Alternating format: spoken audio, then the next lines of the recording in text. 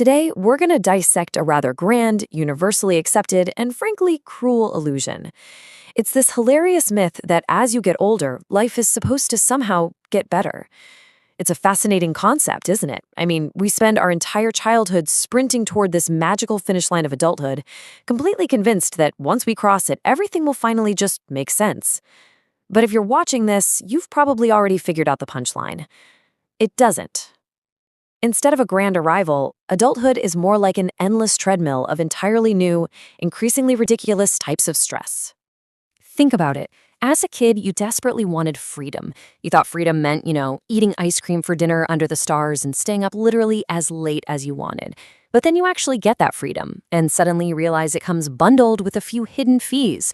Things like relentless bills, chronic loneliness, layered emotional damage, and a sleep schedule that is currently being held together by pure delusion and iced coffee. We traded recess for rent. Just what an absolutely amazing trade deal we all signed up for. Which brings us to Section 1, the schooling gap, unprepared for the ocean. The absolute worst part of this cosmic joke is just how entirely unprepared we are for the reality of it all. I mean, you spend years of your life staring blankly at chalkboards full of complex equations. People teach you advanced math. They drill complex grammar rules into your head. You absolutely know that the mitochondria is the powerhouse of the cell. But literally nobody sits you down in a classroom to teach you the syllabus on how to deal with heartbreak, or failure, or spiraling anxiety, profound loneliness, and crushing rejection. They also conveniently leave out the terrifying realization that every single adult around you is also just pretending to know what they're doing. Essentially, your formal education and society as a whole just walk you to the edge of a cliff, toss you into the middle of a raging ocean without a life vest, and pretty much just say, "Good luck, bro." You are entirely expected to just figure out how to swim while massive waves are actively crashing over your head. And somehow, while you are treading water in that freezing ocean, you're expected to stay motivated. Every single day. Forever. You're just supposed to keep crawling forward with a completely drained battery. When you really stop and say that out loud, it honestly sounds a little insane, right?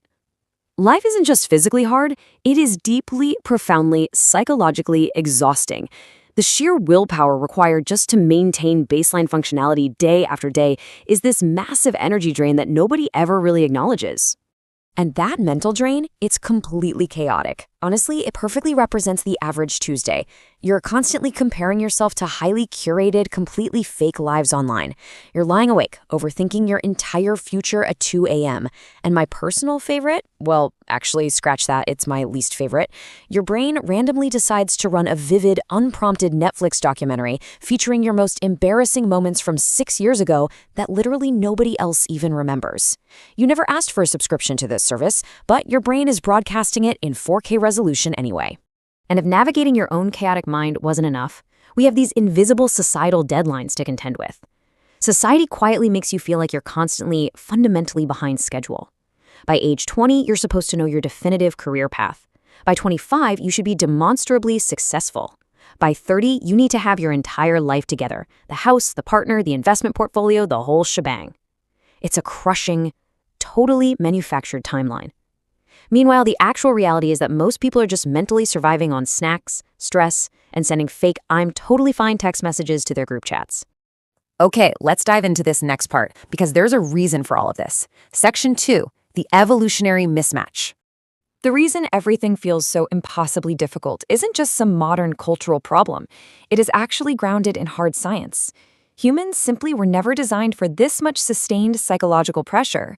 From an evolutionary standpoint, your brain still thinks its primary job is to help you survive wild animals, physical starvation, and dangerous, unpredictable environments. Those are acute, short-term stressors, right? You run, you survive, you relax. But today, instead of a saber-toothed tiger, your brain has to survive the relentless onslaught of social media, completely unrealistic expectations, toxic relationships, looming financial pressure, and the bizarre modern torture of seeing your ex looking completely happy on Instagram. Modern life overstimulates the human brain 24 hours a day, 7 days a week. We are stuck in a constant state of fight or flight without anywhere to actually run to, which perfectly explains why you, me, and literally everyone we know is just so deeply tired all the time. But it's not just the environment or the internet causing the strain. Section 3, the curse of awareness. We have to talk about the interpersonal side of things, because sometimes life sucks simply because people suck. The harsh reality is pretty unavoidable. People leave. People disappoint you.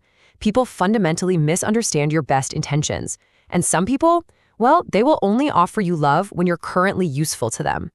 If you're an empathetic or highly observant person, you'll eventually realize that being emotionally aware in today's world is both a beautiful blessing and a really terrible curse, because you notice absolutely everything. You feel the subtle energy shifts in a room. You spot the fake love. You feel the microscopic distance growing between you and a close friend. You hear the deafening silence when people stop choosing you. It is a really, really heavy burden to carry. So if we look at everything we've covered so far in this explainer, the anxiety, the heavy societal pressure, the evolutionary mismatch, the painful human interactions, we really have to pause for a second and ask a very serious question. Is life only suffering? Is this whole thing just a long, sarcastic joke that we basically have to endure until the end? The answer is no, life isn't only suffering, because hidden somewhere deep between the pain, the profound confusion, and the inevitable failures, something really incredible starts to happen. You stop crawling, and you start using those very blocks of mistakes to build a staircase. Step 1 is just going through the fire. We all have to do it. But step 2 is taking action. You slowly start decoding your own patterns, you start setting real boundaries, and you begin actually understanding yourself. The goal was never to perfectly win life according to some arbitrary societal deadline. Step 3 is about actively building resilience. It's about understanding life just enough to stop letting it destroy you. Because once you understand why life is the way it is, it honestly changes everything. It hands you back your power. If you want to stop treading water and really master this, if you want to understand the psychology of life so you can finally navigate this ocean with real purpose, you should definitely check the description to learn more. There is an entire world of understanding waiting for you right down there.